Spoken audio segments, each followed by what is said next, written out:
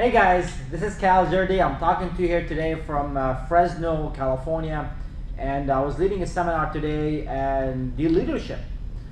And I want to share with you one pattern that will help you point out negative communication habits in others without coming across as harsh or, on the opposite side of that, as passive.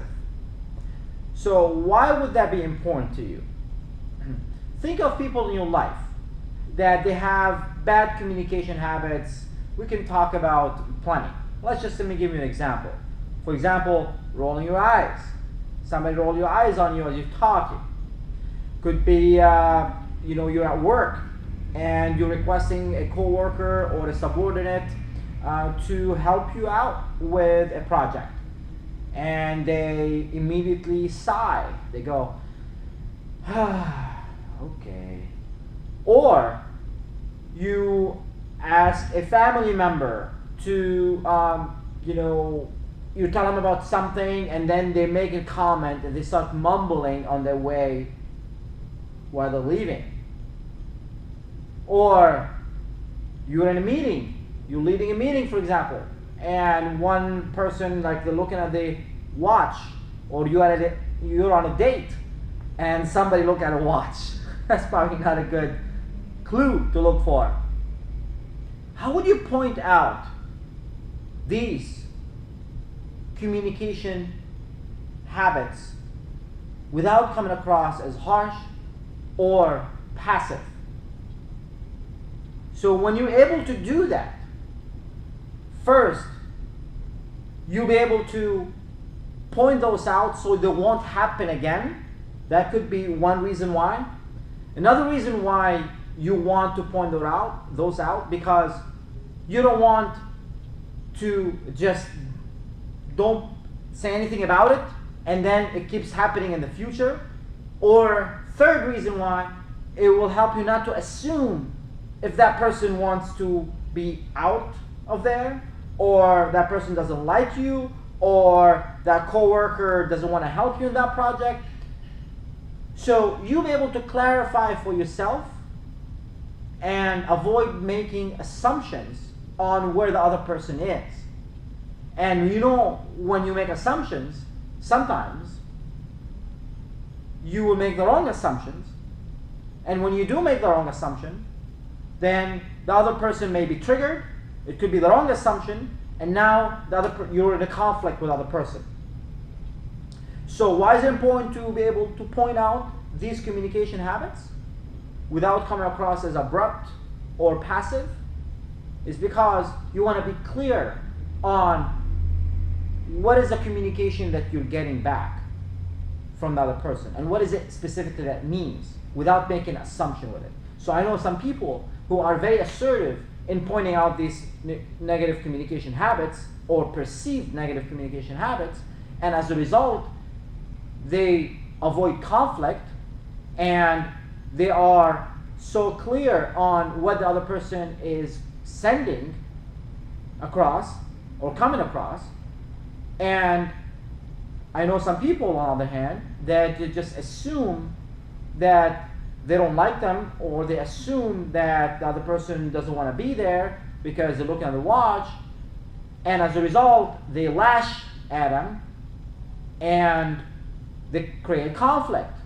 On the other hand, they just don't say anything, and now this big elephant in the room, because you assumed something about that person that it may not be true, and that will come across in future communication with that person, and that could create a lack of rapport with that person. Okay? So that's why it's important to point out these communication habits. And I would really want you to write this formula down and memorize it. And the formula is this: BR equals BR. See, my engineering background, I just like formulas. I like math, and it just makes total sense. And that's one of the reasons why I like to learn communication and leadership from an engineering background, is through formulas and step-by-step process, which you would realize by watching my learning modules and what I contribute to people using these videos. So BR equals BR. What does that mean? Behavior rewarded equals behavior repeated. When you reward a certain behavior, we as human beings, or it could be animals, when you train a dog to sit and then you reward the dog by giving them treats or pet them, you're conditioning the brain, the reptilian brain, to repeat that behavior. On the other hand, when this also works when you are rewarding negative behavior. So when this behavior happens, when someone is rolling their eyes and you don't point it out, or you assume and just don't say anything about it, well, guess what? You are also rewarding that behavior to occur again. So that's why it's very important to point out these behaviors in such a way that it's going to be powerful, it's going to be assertive, and it's going to be clear. So what is a pattern? How would you do that? What is a pattern? The pattern is that I'm going to share with you consists of three-step process. Okay, three-step process. And that is, 1, you want to point out the behavior. You want to point out the behavior. First, I want to share with you why is it important to point out behavior versus the attitude. So let's uncollapse those together, because most of the time we point out the attitude and we say, oh, you have a bad attitude, or you seem like you don't care, or you are rude. Now we are making perception. This is our own perception of what that specific behavior meant to us. So the first step is to uncollapse those two together, the behavior from the attitude, and always, always, always point out the behavior, never the attitude, in order for you to avoid conflict. Okay? So how would we do that? We're going to use a distinction that's called I statements. Yes, I statements. So you say something like, I noticed that you rolled your eyes as I was asking you to help me with this project. Okay? When I say that, how is that different from when you say, you were rolling your eyes as I was asking you to help me with that project? What's the difference? The difference is very simple, and that is, you're sharing your own observation when you use I statements versus when you say you were rolling your eyes. Automatically it's like a finger pointed out there and you're attacking somebody. And as a result, Newton's second law says for every action there's equal and opposite reaction. So if you put your hands right here in front of each other and press the right palm on the left palm, the more you press the right on the left, what does the left do? The left will press back. And now you relax the right and the left will automatically relax. So when you say you were rolling your eyes, or you're late, or you haven't sent me that email yet, or it's your fault, it's automatically, by the law of physics, you are creating someone else to defend themselves and fight you back. So by using I statements, you're breaking that pattern and you're sharing your own observation. So it sounds something like this. I noticed you're rolling your eyes. I still haven't received that email yet.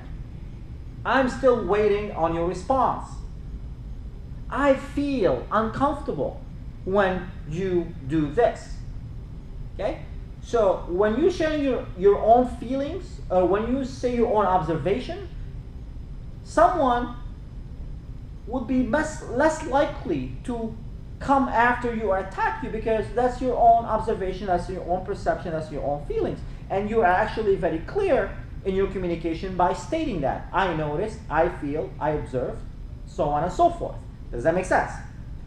Cool. So that's step number 1, is you want to point out the behavior using I statements. Now let me clarify one more thing about that. The distinction between behavior and attitude. So With the behavior, you say, I notice you're rolling your eyes. That's an example of pointing out the behavior. Whereas if you say, you seem that you don't care, that's an example of an attitude. This is how you uncollapse those two together. I notice you're looking at the watch. Again, you're pointing out the behavior. You seem like you need to be somewhere else, or you seem like you don't care, or do you really want to be here? You seem like you don't want to be here. That's more like an attitude. You're pointing out the attitude. Okay? So when you're pointing out the attitude, we are attacking the identity of the other person. When you say you seem that you don't care, that's one thing that it does. The second thing that it does is you are inviting the other person to attack you back and defend themselves. Because how do you know that that person doesn't care? If you say, oh, I notice you're rolling your eyes, instead of you say that, you say, oh, you seem like you don't care. And the other person now could come back to you and say, how do you know that I don't care? Matter of fact, you don't care. And now you're getting in a conflict. So, being able to distinguish the behavior from the attitude is very, very important for this to work. Because if you don't, now you are creating conflict. Because nobody likes to have their identity to be attacked. Nobody wants to be made wrong. You are distinguishing that specific behavior of that person from their whole identity. So that's what makes this work. Okay? So pointing out the behavior, so that's step number 1. I notice you're rolling your eyes. Good. So step number 2. You want to make an assumption.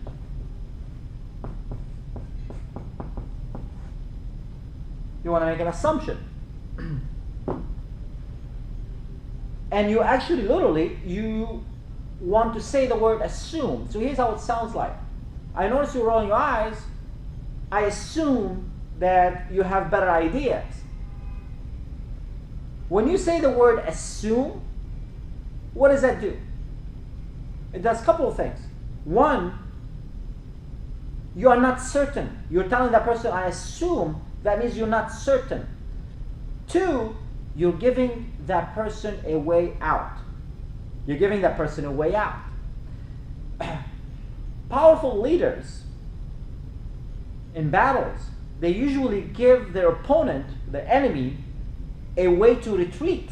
They always want to give them a way to retreat. Why? It does a couple of things. First, it saves them face. Right? 2, less casualties. So this works same here.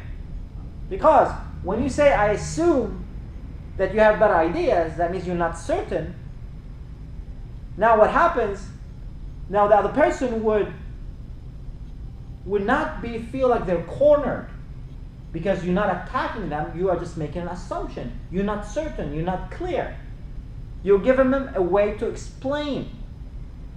Okay? That's why it's important to use the word I assume in this case. Right? However, in order for this to work, the assumption has to be a positive assumption, not a negative assumption. What does that mean? If you say, I notice you're rolling your eyes, I'm assuming that you could care less, how good that's going to do us. Whereas when you say, I assume that you have better ideas, now that's a positive assumption. You want to make a positive assumption. So let me share with you a short story. I was in California, I think it's like Burbank area, and leading a one-day seminar on communication. And I had 2 gentlemen that they walked into my seminar room, and they've been sent by their organization because they ticked some customer off, and the customer complained about these 2 inspectors. They were real estate inspectors, and they were sent to that seminar so they learn how to be more tactful with customers, people in general. So they walked in the room, and the first 30 minutes they were sitting next to each other. Matter of fact, if I grab a chair right here real quick, I don't know if you can see me on that, but that's a chair. And now I'm going to sit down right here. And matter of fact, let me see if I could have you to see me right there. And one of them, he goes, "Oh."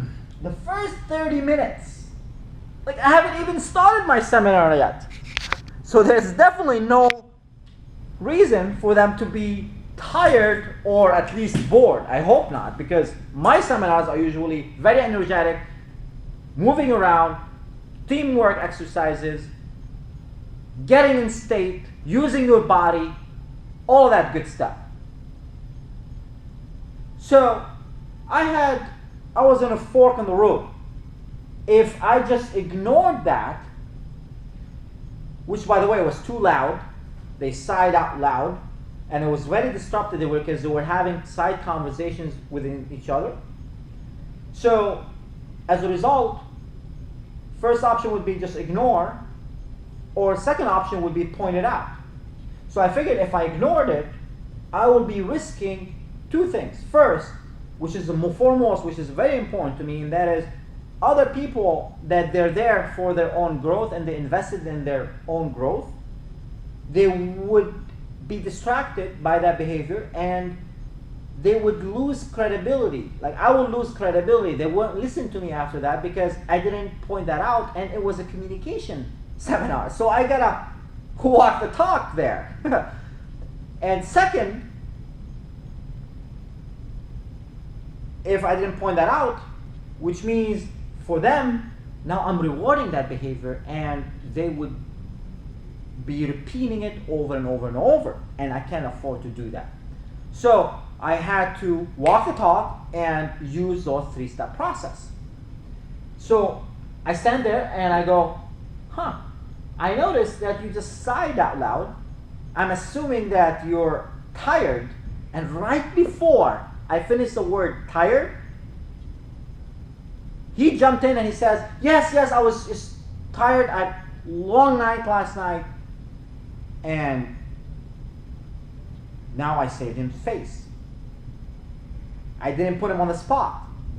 Now, between you and I know he was BSing me. There's no doubts about it. But it doesn't matter, because I did a couple of things. I gave that gentleman a way out, saved him face, and as a result, later on in the seminar, he was engaged and he's doing exercises and he learned something, right? So I gave him an opportunity to grow and learn. So I sacrificed me being right for the sake of the relationship and him learning something, right? So it's very important to do that to people sometimes. And second thing that this did was it gave others the opportunity to see that, okay, you can still point out negative communication habits without hurting someone's feelings. Okay? So that's the whole point of it. And it doesn't matter that he was BSing me. The point is that it actually worked. So, step number 3. You want to ask. And the question could be something like, is that true? I notice you're rolling your eyes. I'm assuming you have better ideas. Is that true? Or, I noticed that you yawned out loud. I'm assuming that you're tired. Is that true? I noticed you looked at your watch. I'm assuming you have a better place to be. Is that true? I noticed you were mumbling as you're walking away, saying something to yourself. I'm assuming that you still have something else to say. Is that true? Okay. So you are coming from a place of curiosity. And again, folks, body language is not what you say, it's how you say it. Your body language says it all, and your vocal tonality. So if you say, I notice you're looking at your watch. I'm assuming that you are crushed on time. Is that true? How likely that's going to work out, right? But you want to come from a place you're being curious. Like, I notice you were looking at the watch. I'm assuming that you're crushed on time. Is that true? It's a different ball game, isn't it? So you just want to watch your body language. You want to be leaning in. You want your tonality be of curiosity, okay, and of concern. You want to come from a place of being concerned, and so this way you wouldn't risk the fact that you're being condescended. Okay? So the pattern is point out the behavior using I statements. I noticed, I observed, I still haven't received. I statements. Step number 2, make an assumption. In order for this to work, it has to be a positive assumption. Okay? And step number 3, you want to ask, is that true? Just confirm. Now, with the last step, what options the other person has? Either options say, yes, it's true, I have better ideas, and here are the ideas. Great. Now let's talk about them. You want that elephant to be outside that room so you can actually have the communication flowing. This is great. That's what you want. Or they could say, no, I'm fine. Okay, got it. If there's anything that I can support you with, just let me know. Now, my question to you is, if this happens, if they said, I'm fine, do you think that they are more likely or less likely to repeat that behavior in the future? My guess would be less likely, wouldn't it? Why? Because you pointed it out. Because you called them out on it. And again, go back to the formula. Behavior rewarded equals behavior repeated. If you are rewarding their negative communication habits by not pointing it out, you are pretty much rewarding it for it to happen again. Difficult people, they've been getting away with these difficult or these behaviors since they were kids. And they know it's been serving them. So they do it. So what you're communicating with those 3-step process is that, okay, that behavior works with somebody else, but it just doesn't work with me. That's pretty much what it says.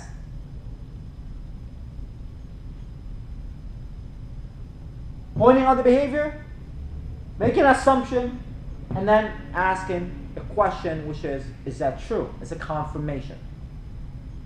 So, I hope that this simple yet very effective and powerful pattern made a difference to you, because it made a lot of difference to me. And guys, I'm an engineer, and obviously English is not my first language, as you can tell.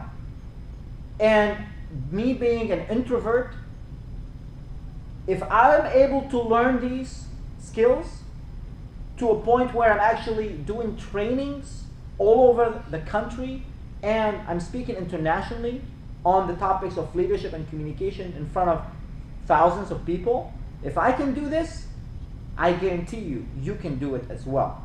All you gotta do is trust yourself. Trust the process. Give it a shot. Step outside your comfort zone. Give it a shot. If it doesn't work for you, well, guess what? Try it again. Just make some few tweaks and try it again. If it doesn't work, try again. If it doesn't work, try something else. Just keep trying. If something that you're doing hasn't been working, if you keep doing it over and over, you know what happens. That's insane. So I invite you to step outside your comfort zone and try something that you haven't done in the past, and start seeing change. You're going to get results. At least you know that the shot that you're taking a shot at it. But if you're not taking any shots at it, and you're just blaming others, you're blaming your boss, you're blaming your husband, your wife, your girlfriend, your boyfriend, your friends, your family, your environment, the economy, the company you work for, your boss, how that's been working for you. Mahatma Gandhi said, be the change that you want to see in the world. So, start within. That's where it starts. And this one pattern, go out today, I challenge you, and be intentional to practice it and try it on somebody. You go into the office and you see Cindy does what she does, sighed or flipped her hair or doing one of those, whatever it is, point that out. Like, yeah, I noticed that you did this. I'm assuming that. Is that true? And just see what happens. What she's going to do. She's going to slap you in the face? She's not going to do that. She's going to get up in jail. What she's going to do? I never seen anything like that extreme would ever happen. Worst thing would happen is like, no, I'm fine, and then she walks away. And guess what? The next time she'll be more aware that she wouldn't do that in front of you because you actually pointed that out. So give that a shot, and I hope this makes a difference to you. And send me your comments. If there's something that you want me to talk about, send me an email. Let me know what your comments about these patterns I've been sharing, about the learning modules that I've been putting up. And I would love to help you. I would love to, have this conversation. If you want to have a one-on-one phone conversation or in person, send me an email. We can schedule, a strategy session and see if I can, contribute to you, whether it's to your organization, to your team, one-on-one coaching, personal relationships, business, finance, anything around communication, leadership, sales. I would love to contribute to you. So let me know. What do you think? And I will see you in our next module. Cheers!